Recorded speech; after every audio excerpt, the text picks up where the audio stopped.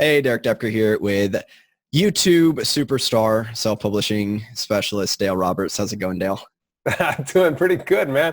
Never been referred to a superstar by a superstar, so that's amazingly humbling. Thank you, man. Yes, it just came to me. I'm like, how would I describe Dale? Because you have your bio, you have your typical stuff that you are, you're a fitness author, video content creator. And I imagine, anyone who's been in the self-publishing game, if you go and study, who are the top people on YouTube when it comes to teaching self-publishing. I know, Dale, I've seen your videos for several years. I've shared some of your videos because they're so good. So Thank you. if you're in self-publishing and you're not familiar with Dale, well, you will be by the end of this video. And I think you're going to be excited to go and check out his channel, subscribe to it, and see all the good stuff that he has for you there. So just a little bit more about Dale's incredible accomplishments, top 100 voted by FeedSpot, top 100 websites, top 50 YouTube channels devoted to self-publishing. Just an all-around awesome guy in addition to being an expert in terms of self-publishing. So welcome, Dale. Hey, thank you so much, man. And it's crazy. I sometimes, like, some people will say the G word. I'm sure you've had this. I know for a fact because you've been around this space way longer than I have. And they call you the guru. And I'm like, no, no, no, no, no, no, no. I use expert only on LinkedIn because the word advocate is typically what I try to say, is because I am a self-publishing advocate. I advocate for people to get into the process of doing it themselves, of publishing their own work, rather than trying to go through the nefarious gatekeepers of traditional publishing. Nothing against traditional publishing, but I really believe so much in self-publishing. So that's why I always like the expert handle. I begrudgingly put it on my title on LinkedIn, but beyond that, typically I'm always like, oh yeah, I'm a guy who just obsesses over a very niche topic of self-publishing. So thank you for that. And now that the interview is over. Well, that's what, to me, that's what an expert is. And this is going to be relevant for each of you listening to this. When you think about yourself, who am I to write a book? Who am I to speak about anything? Who am I to tell these stories? Who am I to do anything? And as we get into the topic today, it's going to be a lot on one of the most effective marketing strategies you can use, especially in 2020, and that is video marketing. So I imagine there's going to be a few mixed feelings. I'm predicting there's going to be some people who are like, video is big. I know that a lot of people are consuming video. I maybe watch a lot of videos. Maybe you're already doing videos and you really want to know about video marketing. And then there's another group of people who are like, I'm a writer. Like, I'm the introvert. I don't want to be on camera. Like, why can't I just sit here and type and, oh my gosh, I got into this so I don't have to be on video and talking. So my hope is that we'll speak to all of these different personas and everything in between, especially myself being an introvert. But before we get into some of the nitty gritty on video marketing, I'd love to know a little bit, if you can share, about your journey as an author and then ultimately how you got into having the YouTube channel that you have now. It's so crazy because I think that you and I have so many parallels. It's uncanny. In between fitness, being a personal trainer, and having a YouTube channel, and loving self-publishing. So my unlikely start was actually I worked for about 20 years in the healthcare industry as an activities director. And it was during that time I fell in love with fitness. And I became a personal trainer and was able to pursue that for a cup of coffee, right about 4.5 years at a chain gym. But during the 20 years of the healthcare industry, I was always kind of in the activities realm, worked with senior citizens and such like that. And I had a wellness coach. And she found I was a tough nut to crack because she tried to challenge me through physical exercises, through specific rigid diet, type restrictions and things like that. And eventually she's like, you're so passionate about fitness, you should write a book. And I was like, challenge accepted. And over a year later, I was able to publish it through CreateSpace, oddly enough at the time. And I didn't think anything more than I just wanted to publish this thing. I wanted to become a published author. There was no delusions of grandeur. I was happy in my job. But when I saw that first paycheck, you know what I'm saying.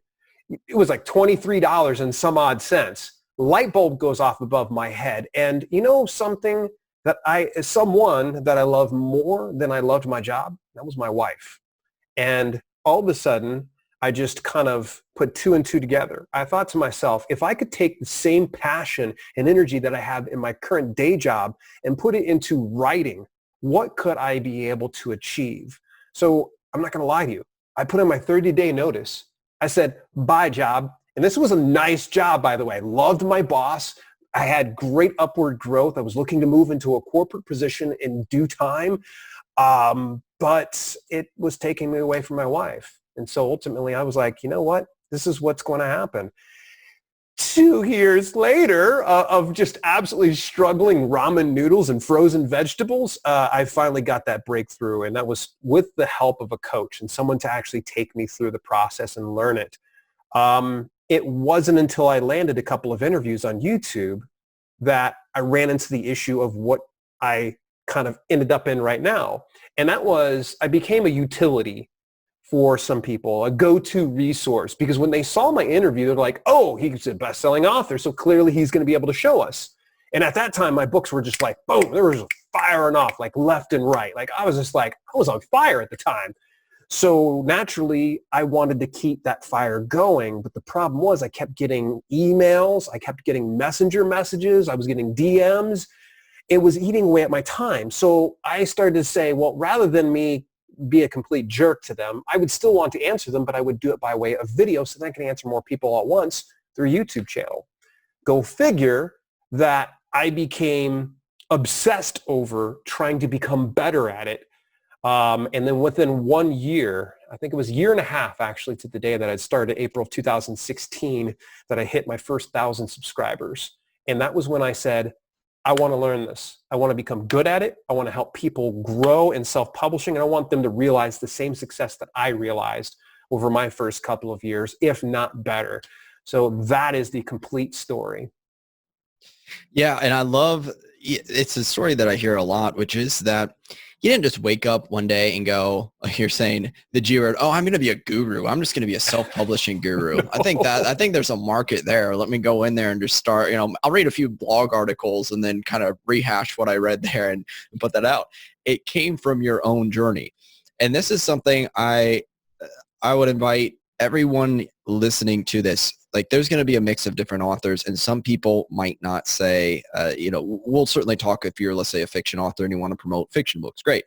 Here's the thing I would also say. You look at someone like Joanna Pym, for instance, fiction author who also goes out and teaches the publishing process. So she's got the fiction and the nonfiction realm. And I believe just about every single person on this planet has some sort of experience from their life. They have some story, some experience that they can share that's going to positively impact people. Maybe it's, here's a lot of mistakes I made and what you can learn from it. Maybe it's like one of my romance author clients who it's like, how do you write your scenes? There's a lot of people who would want to know, how do you actually approach writing the scenes in your book? And she's like, I never thought about what my process is for that. So you have your experience, and this is something that it's fulfilling in the sense that, you're saying, Dale, same issue. One of the best reasons to write a book and create videos and create this content is if you really have people you want to help, there's no way you can start to answer all of them one by one, but you want to, right? You want to help the people. So in that case, you create the asset, the video, the book, the content, and now there's no limit. You could impact millions of lives, billions of lives. A single video can have that kind of impact. And when you do that, obviously there's personal fulfillment. You'll be seen, you'll be understood. People will appreciate you. People will value your life experience. And there's the practical monetary component of you could earn income from this, even if it's just from like advertising on YouTube. So I'm curious to know, to get people, excited about what's possible with video.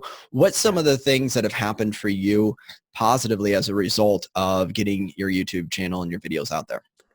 I think it was probably not until like the last year that I saw this almost tipping point to where I was pulling in a substantial amount of, and I still am pulling a substantial amount of money through self-publishing. But I think it was over the past year that since having the Self-Publishing with Dale brand on YouTube that I'm able to monetize in numerous avenues. Even before you and I had connected on this recording here, I was talking about one of the ways that I do things. It's affiliate marketing. So here's how I'm able to really do things and where I build awareness of Dale L. Roberts as a person, as a brand, and monetize it. You said right away, I'm able to monetize through YouTube's AdSense program. That right there, being in the nonfiction niche, and especially in the education niche, we're paid more through what's called CPM, cost per mil, meaning cost per 1,000 views over on YouTube. So though I'm not like a PewDiePie, as soon as I release a video getting 500,000 views, I'm probably still going to get paid more CPM than say what he's going to because of my niche style content, how much is really necessary to function. Now, we've got AdSense. I always try to tell people, don't get into YouTube because you want to make AdSense money. Okay, because there's some people I know that probably make 50, 100 bucks per month, as an average. And it's not a big deal. Think of it like icing on the cake. Where you should be focused on, especially if you're breaking on YouTube and through any type of video marketing platform, you want to focus on other avenues of monetizing your brand, be it through things like affiliate programs, kind of like what we were saying here. So if you're a fan of a particular product, let's say, for instance, I love Grammarly, and they're not paying me to say this right now, I would go ahead and I would promote that specific product or share some of my insights or do a tutorial of it. And then I'd leave an affiliate link. And then anytime someone buys that product through my link, I get a percentage of those sales. Affiliate products are wonderful. It really helps out in paying the bills. I'll tell you that. The next thing is going to be courses. Now, I know automatically. I hear fiction authors in my head. I'm sorry. That's just the way you and I are trained. We hear some of the excuses. Some people are like, but I'm a fiction author. How can I put a course together? I can promise you that if you're a fiction author, you can teach me something. Okay? Because I'm a fiction author, loosely speaking, but I probably shouldn't quit my day job of doing video or nonfiction books. But I bet you could probably show me how to craft a good fiction novel. Whether you're in the romance niche or you're in ABDL, it doesn't matter. You could probably show me how to do that. And so creating a course and doing that would be an excellent start. Now, the next one's going to be for those that don't have the time to sit down and go through your course. There's going to be some people that look at your course and go, 2.5 hours? Why don't you just tell me? Just walk me through it. Those are the people that want coaching or consulting. In that instance, you're going to ask for a higher dollar than what you will for courses because courses can be very passive. You can just put that out. People go in, they enroll. Hey, go check out my course. Great. There we go. Whereas coaching and consulting requires more of an exchange of dollars for hours. You have to take your hard-earned time and your knowledge and experience and share it with somebody, much less the fact that you have to put your life on hold as a writer or as an entrepreneur or as a mom or a dad or something else like that to spend time to pour into somebody else. So always ask for a top dollar when you're shooting for coaching or consulting. And then last but not least, this is one of my favorite ones. And this is one of the ones that have just benefited me hugely over the past year, and that's sponsorships and brand deals. Because the more that you start to get into this whole field, what's going to end up happening is you're going to get approached from different companies that want you to try out their services or promote their services. Now, I'm not telling you that you need to become a prostitute and sell yourself to any old brand or company. Lord knows that I've had some rather handsome offers before, but I usually turn them down. Whatever makes sense that aligns with your brand's core message is probably going to be the sponsorship or brand deal you'll want to go with. For example, we could say course creation. I love to do my course creation through Thinkific. Swear these brands aren't paying me to say this on your show, Derek. Sorry.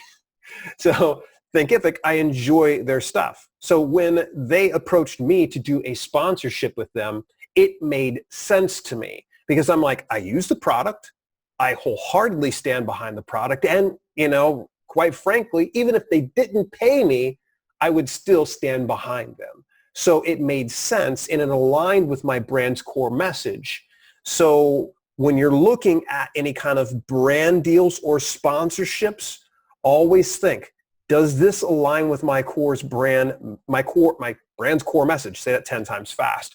So for instance, if I had an energy gum company that came over and were like, hey, we want you to go ahead and promote, I'd probably go, no, that doesn't make sense. Like, it doesn't. Like Pepsi or Coca-Cola come in, they would go, hey, I'm sure probably be top dollar. I'd probably go, no, it doesn't make sense, because my group, the audience that I'm speaking to, would go, why is he promoting Pepsi? He went from doing Thinkific and Publish Your Rocket to Doritos. So those are some of the avenues that I've been able to realize doing YouTube. Now, remember though, Derek, and I want to remind everybody that YouTube's not the only game in town. There are a ton of places that you can do video. YouTube's just the area that has rewarded me most.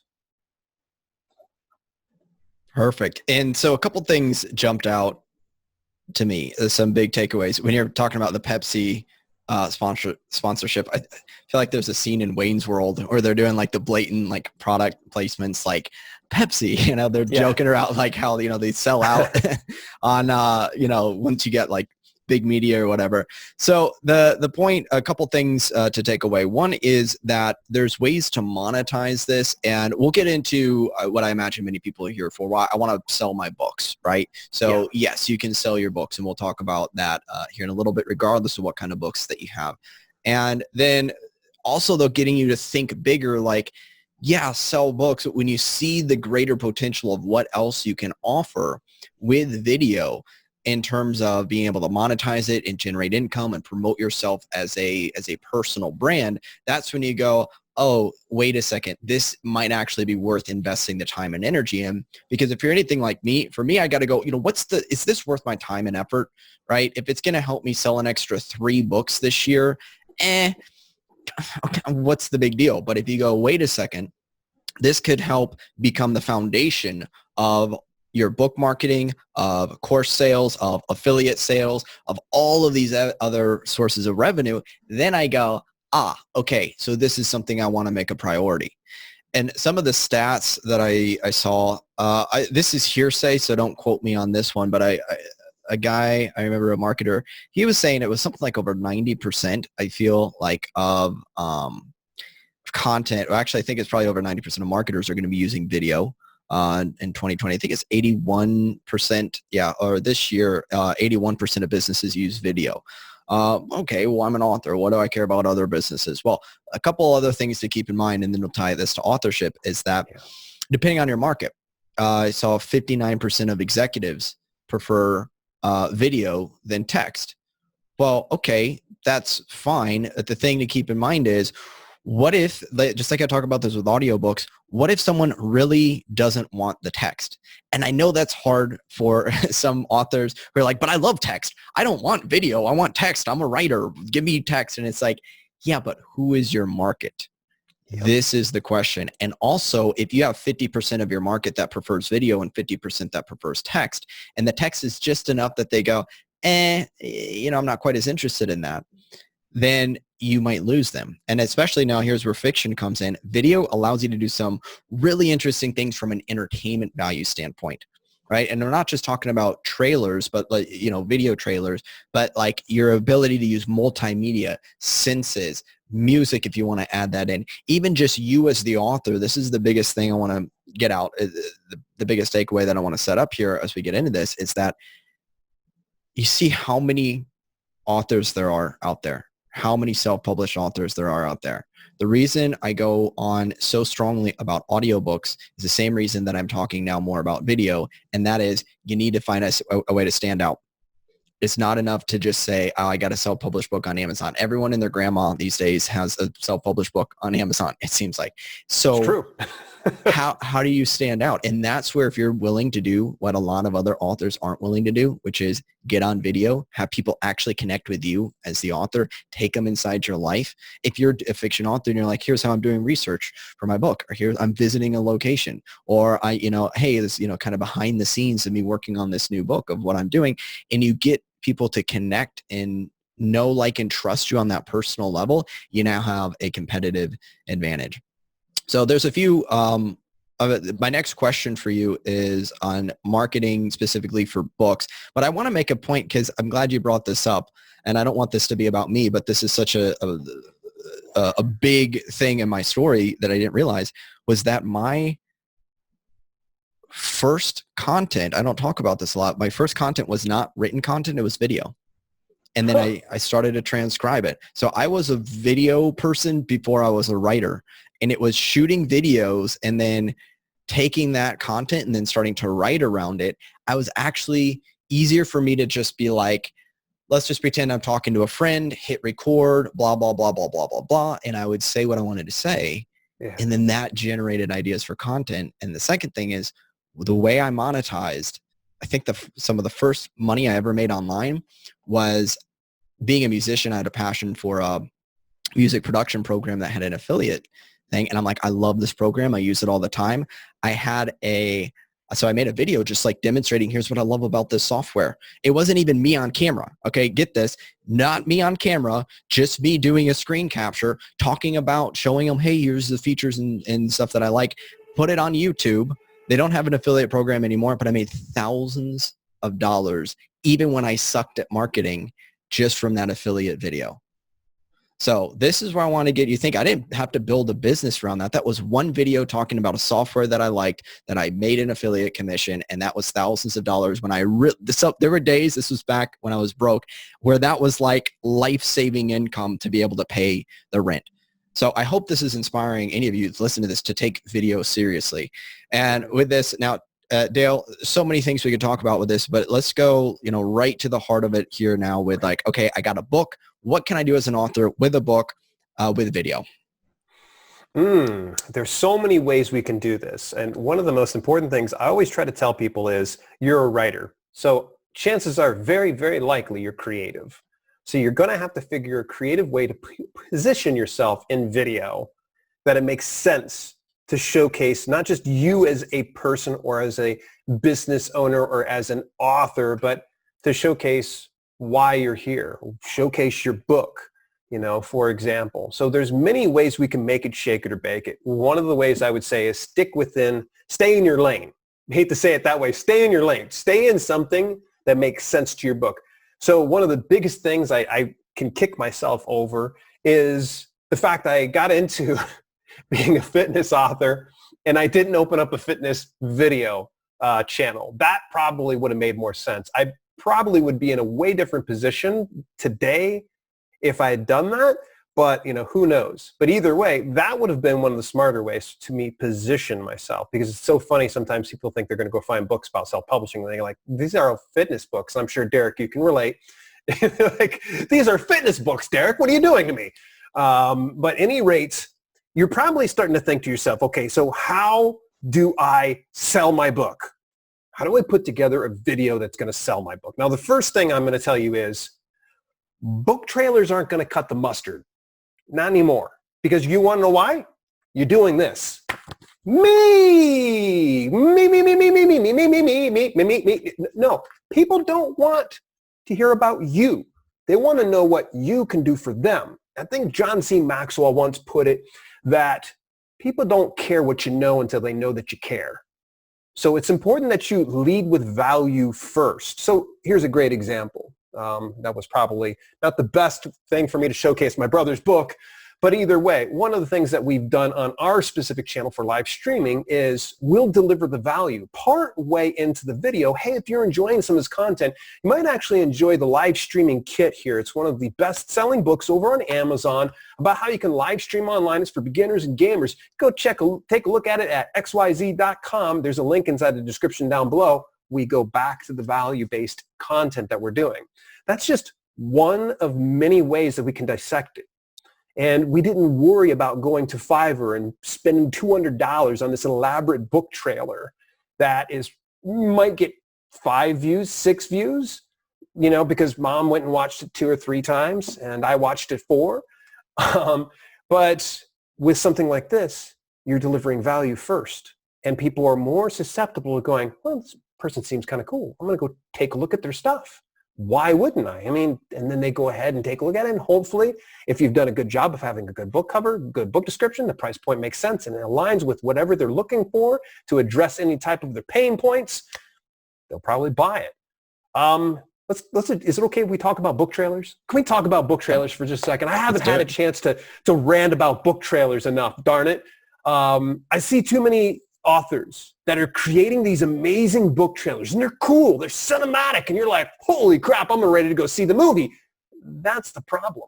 When you've created this amazing book trailer, so much so that you remove the fact that, like, hey, it's a book, and B, like, it's, what am I supposed to do with this? I had somebody send me, I'm not legit, she gave me a 4-minute video.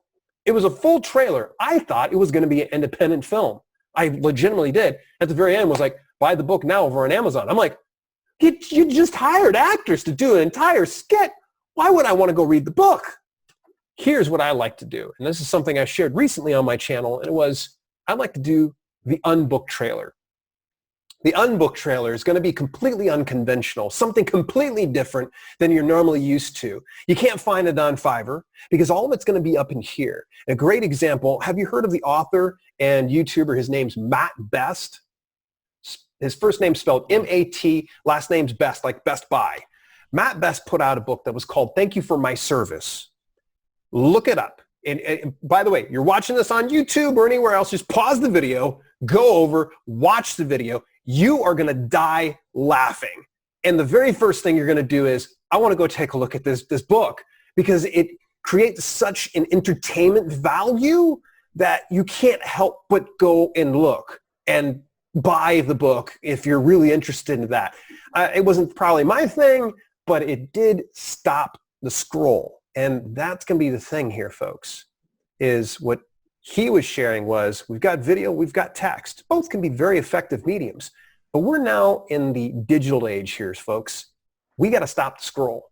We got to stop people from scrolling on their filthy iPhones like mine is right here. And one of the best ways to do it, there's tons of text. But there's not enough video out there for people to kind of stop that scroll. The unbooked trailer can do it if you want to go ahead and promote your book, or you can do a video that addresses someone's pain points.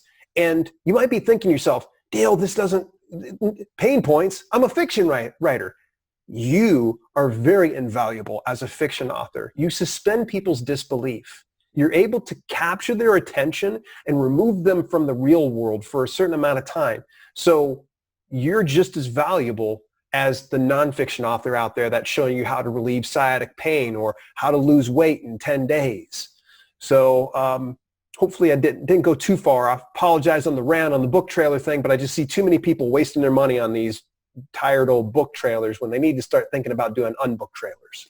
Well, I appreciate you bringing that up because I've never done a book trailer, not in any sort of traditional sense. I've certainly talked about books, or I've done videos, and by the way, you can find the book on Amazon, but I've never done the book trailer, and I've always been hesitant. I didn't ever want to say like it doesn't work because I'm always like, maybe it's worked for someone, but out of all my years of experience, I'm like, I've never really had someone send me a message and be like, I'm so glad I got this book trailer made. I sold all of these books from it. I recouped all my investment. I just haven't seen it. And this isn't to say like, hey, if you got a book trailer made, you might not be able to find a way to leverage it. But I did have a client who she was like, yeah, I don't have enough money to do some more coaching because I just spent all this money on a book trailer. And I'm like, return it. You could have just like, I could have just, the coaching would have paid for itself because in the coaching I would have been like, yeah, no, don't do that. Okay, keep all that money in your pocket. And again, I'm like, book trailer is such a generic term. Maybe you can have a book trailer that's done really effectively. So the point is, it's how you do it, but it's also understanding you could have a book trailer made that's horrible, or you could have a book trailer made that's effective. Unfortunately, I don't see a lot of people that are teaching. I see them offering services, but I don't know that there's a lot of people, and maybe, I'm guessing you haven't seen this, Dale, based off your rant, but I don't know people who've seen something that shows stats of a book trailer that they've made or that they can make for their clients that really gets good sales, if that makes sense. I haven't seen the numbers. The thing that I would say is this. we're going to use YouTube as a platform for a book trailer because that's in most instances people are hosting it there or say on their Amazon author profile. If it's on the Amazon author profile, great. That's awesome. That's a great asset to have there. I won't deny that. That's just another way to kind of entice people that are already warm buyers because they're already over on Amazon. They're willing to buy. But on YouTube, you're dealing with a different market. They're not coming to YouTube to buy books. So you're already kind of working against the grain here on this one. You're swimming upstream. Each and every single time someone says, I've got a book trailer and it's not working, what do I need to do? They'll send me a link and instantly I see that it is not geared to the platform. It's not made to address anybody's pain point. It's not made to become searchable. It doesn't have a thumbnail on it. And sometimes they're not even putting links to their book. They're just promoting their book. So there's so many fundamentally things wrong. But kind of going to the stats and the proofs and the numbers. When I see the number of views, one can discern the number of views can tell at least, somewhat a good picture here. Because you and I can both agree that you'd be lucky if someone goes to, you get 10 views on a specific video. Let's say that the link is inside the description. They did a stellar book trailer. You and I probably can agree. Not all 10 people are going to go buy that book, right?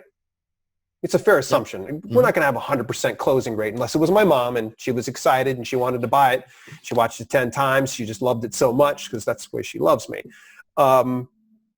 We may see maybe 3 out of 10 that might go and visit your actual product page. And of those 3 out of 10, maybe 1 out of those 3 is going to end up buying. So in the best case scenario, you did a stellar job. People love what you did. 1 out of every 10 views you end up converting. That is a best case, like unicorn scenario. To me, I think you need to build a video that's going to, first of all, create engagement so people are wanting to watch it from beginning to end because its watch time is king on YouTube, by the way. The next thing is it's delivering value enough so that it compels them to leave the YouTube platform to go and investigate your book even more. And then the next thing is going to be converting them as soon as they get there. Is the cover good? Is the description good? Is the price point good? Are they really willing to go ahead and do that?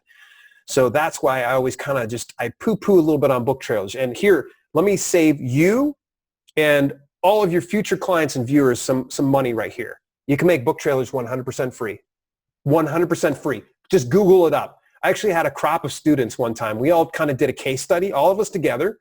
I was like, let's try this out. Because someone was like, are book trailers effective? Let's find out. And they're like, I don't really have any money. I spent money on your coaching. And I'm like, good news. We're going to go ahead and do the book trailer, but for free. Type into Google how to make a free book trailer or free book trailers. And you'll be amazed. There's like PowerPoint presentations that are templates you can put together. You can even shoot a video if you wanted to. Watch Matt Best's. It's a great example. There's so many different free ways to do a book trailer. So I wanted to save you and everybody else a ton of money. I'm sorry, those of you that make a living off of doing book trailers, don't hate me. Don't send death threats. Honestly, the book trailers are broken these days. Yeah, and if you make book trailers and you beg to differ because you're like, well, our book trailers are awesome. Please, I'd love to see it. Like I want to find a good service for this. If there is something, I haven't seen the payoff. In defense of this idea, though, is that here's how I would say it: a book trailer might add a little bit of a bump. Like it's not maybe a standalone sales generator. It might be a little bit of a bump, but then I go, that's the kind of like 1% difference maker that might come after you've exhausted 20 other marketing methods. Like you're investing the money in advertisement that, Amazon ads, you have building your email list, you're doing all these other things. And that's just like an extra little piece there. But when someone's got a limited budget and that's where they spent half their money or all their money, I'm just like, that's not the most effective use of the marketing dollars. No, agreed. So a couple things when it comes to video, I really want to get this point across then about, when we think about video, going even back to why video and how to stand out, it is this human element. And this is what I've been thinking a lot about lately in the state of marketing and in terms of 2020 is that having people be able to see you, hear you, feel your energy. This is why I'm so big again on audio and video. It brings a different layer, a multi-sensory experience. People buy from those they know, like, and trust, and that even includes authors, even storytellers. So that's the first thing, is you want to present yourself to the world. I feel like and I'm a hardcore introvert. And at the same time, I still recognize, like, I know people are going to get me. They're going to love me, hate me, be indifferent, but I'm going to present me, right? And that's one of the things, is that there's those who are shying away. Well, I don't really want to put myself out there. Okay, totally fair. Just don't be surprised then if no one buys your stuff in today's world, right? And I don't say that to be mean. I'd say that to be honest. Like, there's just too much other stuff out there that if you're not willing to put yourself out there, then, and I mean fully put yourself out there, as maybe not as comfortable as that can be at times, this is what we're going into, where you want to play full out. I'm not saying you have to be on video in order to be successful. I'm sure you can find plenty of exceptions and people who will be exceptions. But why would you not give yourself every advantage that you can? Why would you not? It's my personal development thing speaking. If I go, oh, I'm a little shy about doing something, I'm like, that's all the more reason I need to do it. Like, yep. That's what I embrace it. Right. So I'm thinking of the person out there who's listening to this going, yeah, but I'm not totally comfortable on video.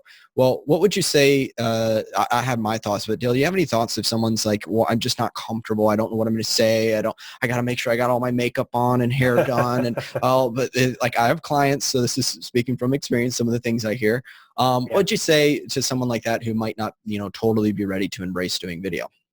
There's two ways we can go about this. The very first way is going to be, I'm going to quote one of my favorite people online. I highly recommend you check him out if you're interested in doing video, is Roberto Blake. Roberto Blake once said, you got to make 100 crappy videos. You got to be ready to embrace that suck. And I have to tell you that my very first videos are awful. They're horrendous. In fact, no one gets to see them online. I pulled easily 300 to 400 videos, and I'm already up to like 450 that are public facing on YouTube. Those first ones were cringeworthy. They were bad. Like, it was like, there was some stuff I'm like, oh, but at least I got that out the way. So if you're afraid of it sucking, it's okay. It's kind of like writing, folks. It's okay to make your first draft completely crappy. Videos are the same. Go ahead and make your first few videos complete garbage. It's all right. Camera's not good. It's all right. Lighting's not perfect. It's okay. Mic's not great. It's okay. Just don't stick to it for so long that it becomes your detriment and becomes your albatross, because you're like, oh, well, Dale and Derek told me I needed to do a video. And you're 500 videos deep and you're getting nowhere fast. You got to become a student of the game and be willing to become flexible. I mean, even someone like I mentioned before, PewDiePie, pumped out hundreds of days of videos before he even saw any kind of subscribers. But when he started to become a student of the game and started tweaking some of his methodology, he started to grow and started to build everything. If you go and you watch some of my older videos, Derek, you'll see the green screen stuff. Oh, it's horrible. I've left it up because the videos still do really well. I'm not going to do green screen these days anymore. It's not going to happen. So I give you permission, much like when you're sitting down to write your first draft. You have full permission to put out the most hammered garbage on the face of the earth. It's okay. Everyone's going to get to that point. Just practice makes perfect. It's like writing. Now, the other thing is this. Let's say you're completely like, no, I don't like seeing myself on camera. I have anxiety attacks, things like that. That is totally cool. There's actually a good friend of mine and also a friend of the channel. Her name's Ann Manera. Ann's actually a coloring book artist. And she wasn't a big fan of going on camera. But here's the really cool thing. She didn't let it stop her. What she did was she would take like a grate. She would put her mobile phone on top of it. She would go live on Facebook and she would draw her pictures and color on those things. She built a devoted following that would start to come to her videos on a regular basis and engage with her. She started selling more books. She started selling courses. She built this amazing community of people. And here's the crazy thing. One day, she decided to go ahead and just shoot her audience was confused. They were like, what's this? They became attached to what they knew with her. So don't be afraid to think a little bit outside the box. Derek and I definitely agree that people are going to build that know, like, and trust factor when they can see the whites of your eyes. But in the same instance, there's going to be some exceptions to those rules. There's going to be times that you can put out video content and not have to have your face on at all. Heck, a good friend of mine, his name's Brandon Nankaville. He actually has a channel called 1% Better. The guy is never on camera, ever. He does all whiteboard explainer videos. And he's got, I think, somewhere south of 200,000 subscribers, if not a little bit further north of that. But he has a lot. So think outside the box. You're a writer, so you're a creative individual. Put your creativity to work. If you find that getting on camera makes you anxious, I just implore you, try it out. If you say, this is terrible, then the next best step, get off camera. Try what Ann did. Or even go for something like what Brandon did of just having a whiteboard type video or PowerPoint presentation. You talk over top of it. Either way, getting video is going to stop the scroll, and you're going to grab people's attention better than those that aren't doing it at all. Beautiful. I want to confirm my experience with everything that you're just saying, Dale. If you take to heart this advice, it might on the surface seem, in some cases it could seem simple. And that's because a lot of times the truth really is this very kind of like, yes, you're going to do the 100 sucky videos, maybe more, before it starts to sound better. And it's like, I don't know what people are waiting for, some like magic pill, right? It's just natural to think, oh, maybe there's some magic. It's like, no, you just suck until you get better. Like there's no, when we're both, musicians here, guitar playing, like there's nothing I can teach you the first time you pick up a guitar that's going to make you great. The only thing I can teach you is practice. Here's the routine, practice. And the funny thing is, especially when it comes to videos, I've had clients and people I've talked to, they're like, oh, I've been thinking about doing a video, but I'm just so scared. And I've asked them, like, have you done any videos, like at all? Like not even playing for people. I mean, just literally like in the privacy of your own home, record a video. Just, they haven't even done that. And I'm like, what would happen if you recorded a video and you didn't like it and you just hit the delete button? Is your life going to end if it's a bad video and you just hit delete?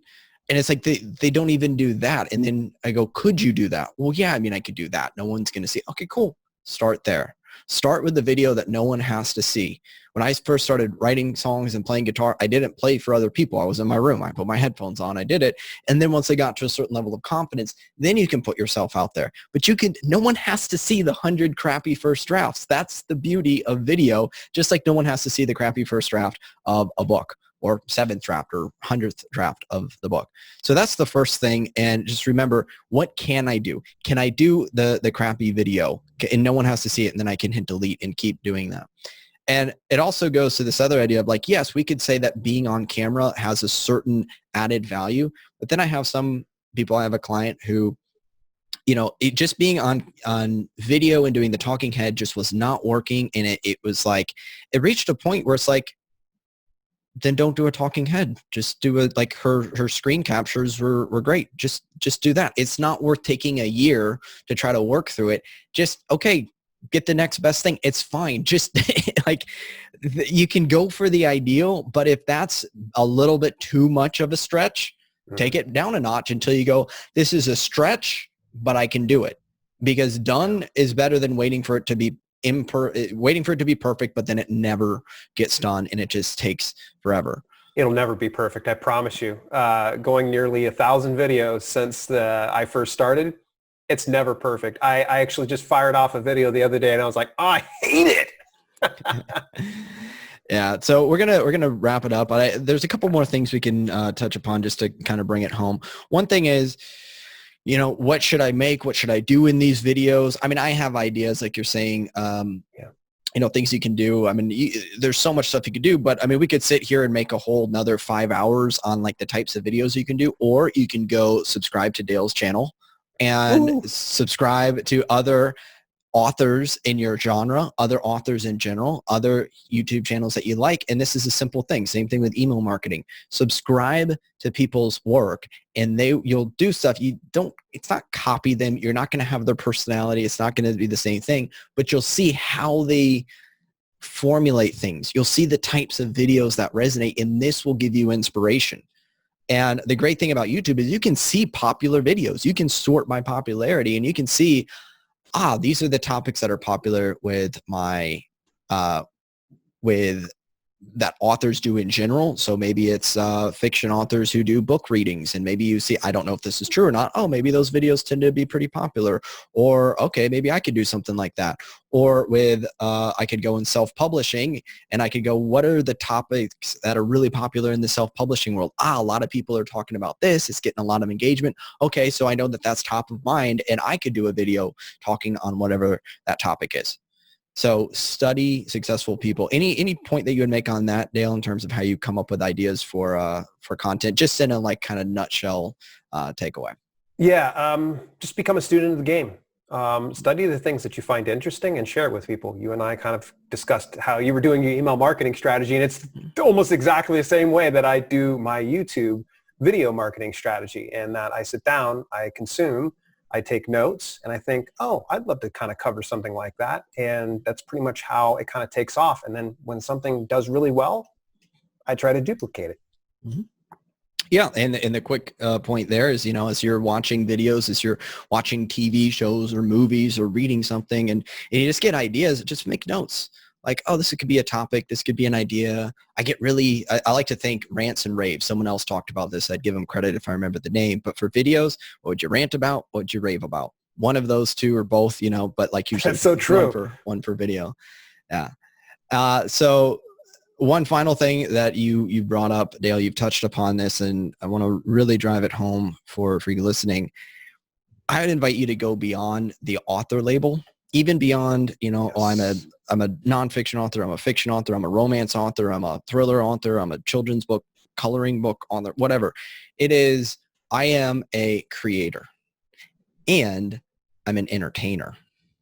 You see, especially this is where I feel like fiction authors might get it a little bit better, that I'm not just a fiction author, I'm an entertainer. And this is what I wish more nonfiction authors got, is that really at the end of the day, you're an entertainer and an educator, but ultimately it's entertainment that people tend to want the most. So that is, if you expand your identity out to I'm a creator, now all of a sudden, far more options that you can see as a creative being, creating content, creating value, creating entertainment, creating education, creating this, creating that. Now, all of a sudden, that allows you to encompass all of these other tools that are out there, such as creating videos. Dale, this has been awesome. Any final words that you want to leave the watchers and listeners with? Oh, you nailed it right on the money. The world has enough martyrs for the writing business, folks. Don't just be a writer. Become a creative entrepreneur, and you're going to see that the world is going to be your oyster. Awesome. And then where can people, I'll have links, but where can people find out more details about you? It's really easy. You can always look up Self-Publishing with Dale over on YouTube, or go over to selfpublishingwithdale.com, and that's the hub for everything they got to know. I've got one special request before we wrap things up. Mm-hmm. Can I ask just this? Okay, sure. So we're going to be on YouTube, correct? Yeah.